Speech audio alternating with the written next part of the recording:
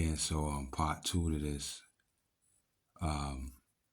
So yeah, the son acted as the devil, in my opinion, and was cruel to his father, and I didn't like that. And I don't want anybody to copy his example. If something like that happens to you, you definitely want to have mercy and put yourself in the father's shoes and understand that the devil can and the demons can make people do a lot of stuff, especially when at that time where um, they were messing with Jesus' power, and this. Let me explain to you exactly how that happened. You had this Lord had killed Jesus, and then he had tried to take Jesus' identity, and he was acting as Jesus, and he tied Jesus' name to his name, and Jesus' soul to his soul, and he tried to play both fields and say that Jesus is Jehovah when that wasn't true, and that's how that happened. Okay, and he tried to strong arm dead animals in the supermarket and people eating dead animals in the universe and the earth, especially Mother Nature wasn't having it. Okay, and that's why that happened. Okay, because he's messing with uh the omen and demonic stuff. He's using the power of God to go against the people and to do stuff that is supernatural, that is bad, that is dark magic, black magic, and it collapsed in his own face. He was, one of his demons is inside of Denzel, this character, which this story is a true story and reenacted, and Denzel is acting, so it's not really Denzel who made this mistake, it's someone else. So the son made a bad decision and was very cruel to his father, and that's the wrong way to deal with it. His father deserved forgiveness, and even in me in the past, the demons have made me do a lot of stuff that I didn't want to do with my family, and get more mad than I should get, and deal with things more irrational.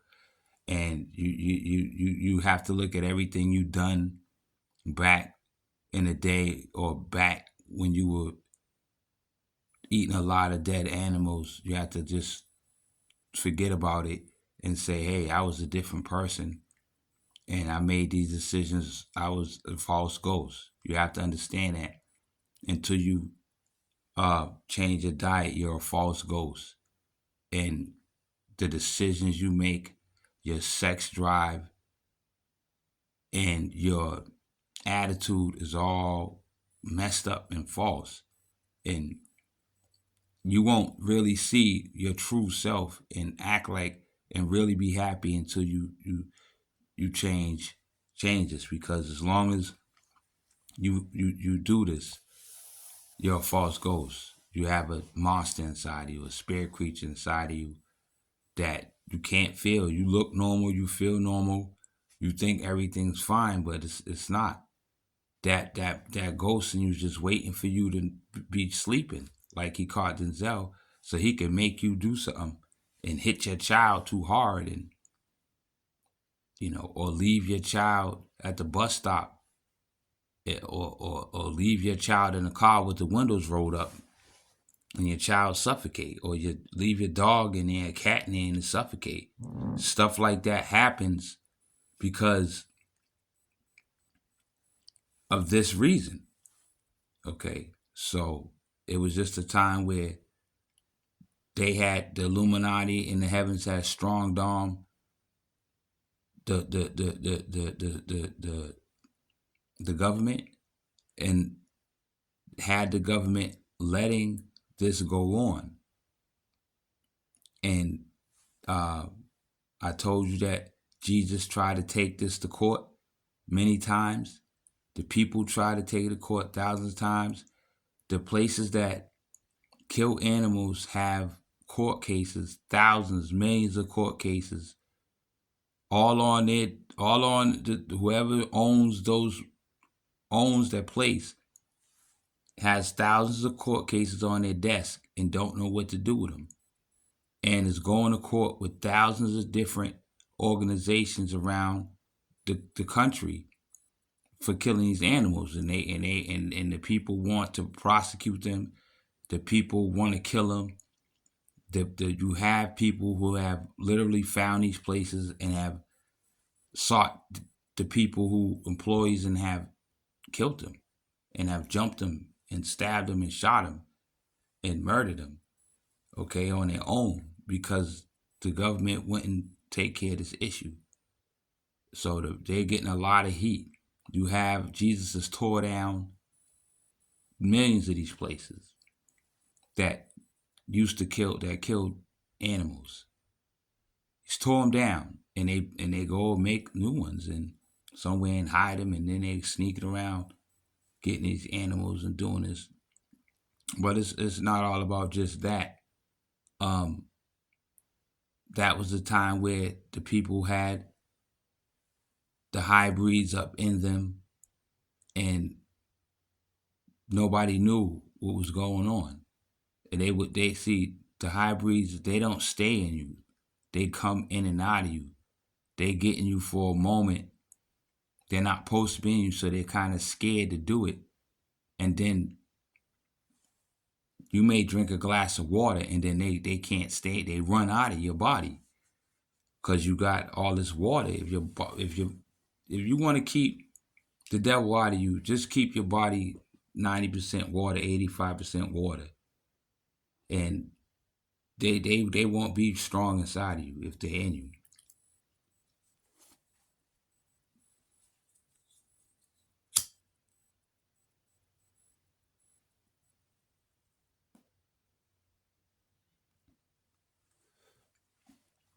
Now, did you see the drug scene?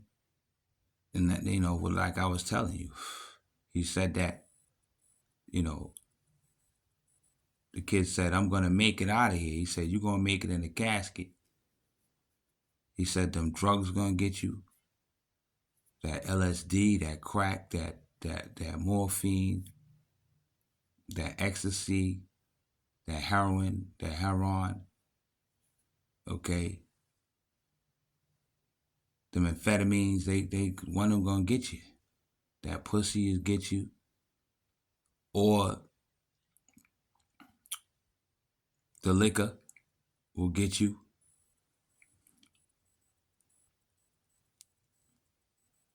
Okay? The women, the fame, the spotlight. He said, "There's no way you're going to make it." And he's right. Okay? Unless that kid, especially with the attitude and as gullible and stupid as he was, he really needed his father out there. You see that? How dumb he was, how that girl was cheating on him and he didn't even know. He's sitting up there kissing her in the mouth and she up there messing with somebody else. He could have gave her, she could have gave him AIDS right there. Okay? Because he was naive and inexperienced. And he needed his father. And he didn't have his mother. So he was out there messing around. And everybody talking about they want some money. And Lord forbid he get $10 million and go to see Lala and, get robbed, messing with her behind, her little nasty behind. And, it was funny, with Denzel. You see how God, how he got repaid. Denzel did things for his son. He had love for his son. That's why he fought the guy who was sleeping with his son's girlfriend. He did that out of love, and he got him. So when you mess with someone's wife, you get repaid by God, in any ways. You ain't gonna get away with it. Okay. They they wait till Jesus went to a basketball game, a trip, to pull a stunt. Okay. To pull a stunt. But I just wanted to, this is just an introduction because, I don't have time right now to really get into what I wanted to get into. But I wanted to say that that was a wrong decision for Jesus' son to make. And if you get in that situation, be merciful and ride for your father and do what you got to do to get him out of there. And forgive, always forgive. And always put yourself in someone else's shoes. Don't be so cruel. That was very sad when he rejected his father and I could never let my father go to jail like that. If I seen him about to seize my father, I say, hey, wait a minute. I'll go to the school, whatever. I'll do what I gotta do. You know what I'm saying? Y'all not taking him. You know what I'm saying? So that wasn't real what he did. That was fake. And him knocking his father down in a basketball game, I can understand that he is calm, he repaid him. But see, that proves to you that a demon had control of the whole dream. And he tried to repay the father in a way that he shouldn't have did that. That was wrong. Your father's older. You shouldn't have knocked him down like that. You could hurt him. Okay, he shouldn't have did what he did to the kid when he was younger. That was crazy. Throwing the ball at him, he could have broke the kid's fingers. Hitting him, he must have been out of his mind. Now he was trying. What he was doing was good, and I've been there. And I try to raise my kids rough and tough. I used to do kind of the same thing with my sons. I used to go and see my sons playing on the playground over in a very dangerous park where they was always having shootouts, and I walk over there and start. As soon as my son Tykeem, we were real close. He my youngest, he would run from about 100 feet. He would see me. I don't know how he recognized me. He would run from all the way over from the jungle gym to me, daddy, daddy, and jump up on me. And that was the best feeling in the world. And I held him, and he was young. He was under 10 years old. He was only like probably 7 years old, 6 years old. And I walk over and I instantly start making them do push-ups with me, and having them do jump shots and layups. In the midst of all that crap, you got people smoking weed over in the park, and thugs hanging out over there and selling drugs and right around my kids. But I still did what I had to do and worked out with them and was telling them to take care of their mother and watch their mother and be careful out there, because I knew my spirit wouldn't let nothing happen to them, my power.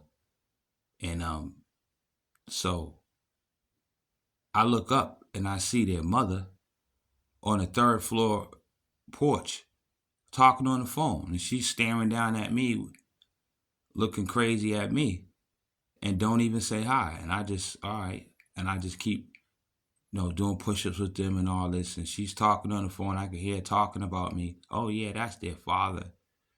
He just came out of nowhere. He's a pop-up daddy. He just pops out of nowhere, and he every time I move, he finds me and pops up, and just takes my kids and do whatever, and it's whatever. But she's crazy, and she's bipolar, and on top of that, they were feeding her what they wasn't supposed to be feeding her. I remember sitting up and her making us steak, and we sitting at the table waiting to eat some steak, and I had no inclination that what we were doing was wrong. So I've been there, and I understand how hard it is to make that transformation, but you got to make it. It means everything. And that was a long time ago. That was in the 90s, I believe, and 98, 99 or whatever. But maybe earlier than that. But she never did come downstairs. I don't believe, and I stayed out there for hours with them, playing basketball and doing push-ups and playing around and rolling around in the grass and stuff like that, and gave them a couple dollars, and I wanted to cry because the situation was messed up. Um, I did eventually take them upstairs and go sit down and eat with them, and me and Vitasha, we really don't see eye to eye. We don't get along, but we always make love, and that's about all we can do without arguing.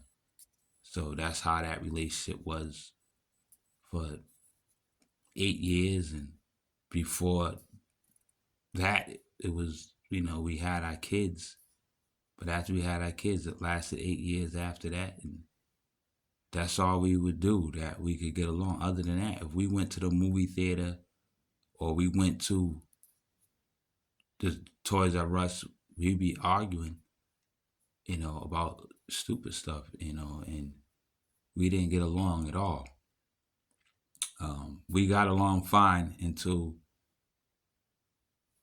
we had children. Before we had children, she, treated me like a king. And then once she had the children, the devil got enough. She started flipping out and complaining about everything I would do.